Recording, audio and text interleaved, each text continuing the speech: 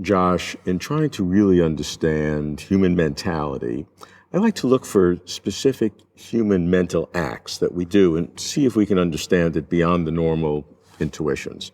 One of these is intentionality. Did I do something on purpose?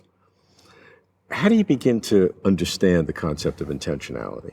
A lot of what we've done in trying to understand the concept of intentionality involves actually conducting experimental studies. So conducting experiments that help us tease out how people ordinarily understand whether one thing's been done intentionally or another thing has been done unintentionally. So it might seem really straightforward at first, if you take a sip of wine, you did it intentionally.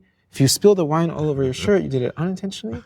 But as we start looking into the details of it, we see some really strange things, that people's intuitions about these issues have these really complex nuances you wouldn't have anticipated. Take an example.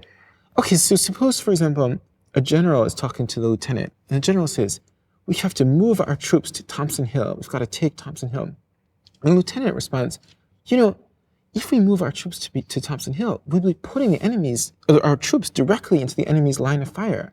Some of them are going to be injured, or maybe even killed.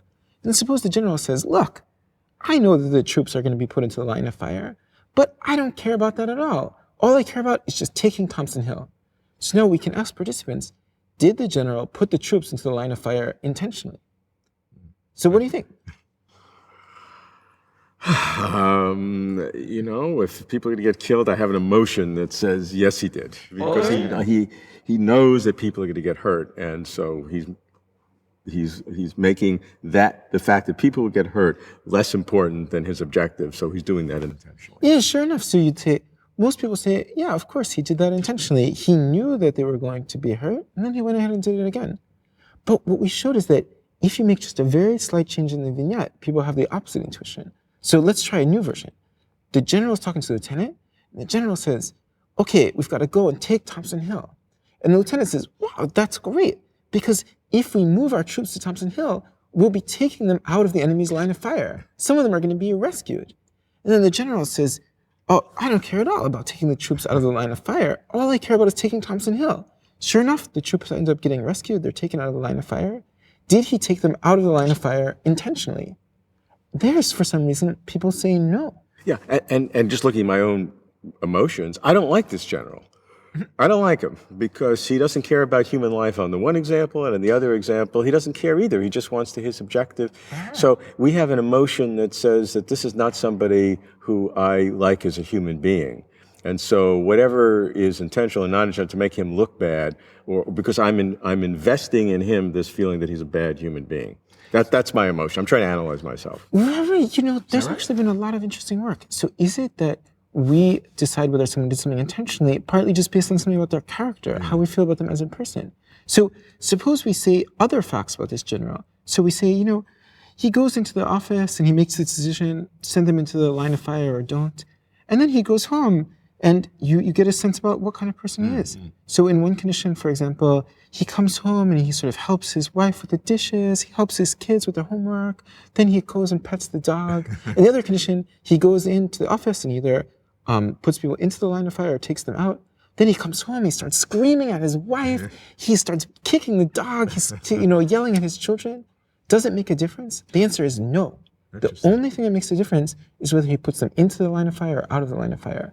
So it's something about morality, but maybe not about his character per se. So what's the implications of that? Well, what it seems to suggest is that it's not just that we want to blame this person or hate him. It's really something about our very notion of what it is to do something intentionally, that when it's somehow something morally bad, we're more inclined to regard the person as doing it intentionally than when it's morally good. Okay, I can accept that. I can see that in my own reaction. But I have to ask you, is that good? Is it good that we are defining intentionality by our presupposition of what the moral content of that act is? Maybe this is precisely where scientific psychology differs from our ordinary folk psychology. So we can develop, in addition to our ordinary folk concepts, special scientific concepts that work differently. And these special scientific concepts can be such that they don't play any role in morality, and morality plays no role in them. They're just sort of purely objective. And maybe what you're getting at is that it would be nice to have this separate way of looking at things where we don't take morality into account, but just based our decision entirely on these people's cognitive processes. But what you're doing is you're showing us how we think. So you're making us extra careful on how we invest these terms, intentionality, with things that we don't even know we're doing in terms of definition. So that's a very critical contribution. Right, so we might have thought all along that what we were doing is just exactly the same thing as what scientific psychology does. This seems to suggest something different is happening. It's not that scientific psychology is just a more rigorous, careful way of doing the very same thing we were doing all along. It seems like there's something further, that our ordinary notion of intentionality is something very different from anything that we could be seeing coming out of, for example, cognitive science. And it also offers a caution to scientific definitions that even when you do it scientifically, you have to be extra careful that you're not bringing some of your folk psychology into your science. Exactly, and and sometimes when we do studies on scientists, we find exactly that sort of thing happening, that when scientists look at only one case or the other case separately, their moral judgments play a role. It's only when they can look at the two together and see that they're differing only in their moral respect that they end up making judgments purely based on the psychological states of the agent they're considering. So what then can we say in terms of our intuition of understanding intentionality?